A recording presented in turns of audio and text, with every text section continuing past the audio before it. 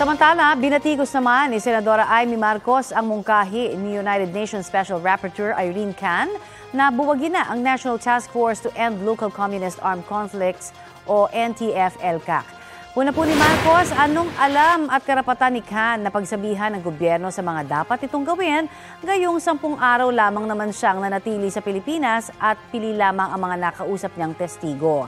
Para sa senadora, hindi makakatulong at mas delikado kung bubuwagin ang NTF-ELCAC.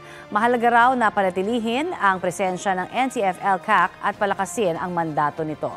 Iminungkahi ni Khan na buwagin ang NTF-ELCAC dahil sangkot umano ang ahensya sa red tagging kahit sa mga hindi naman napatunayang komunista.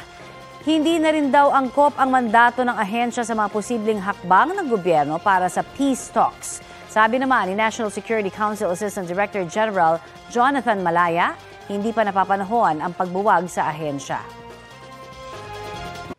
Kapuso, para sa mga maiinit na balita, mag-subscribe sa GMA Integrated News sa YouTube.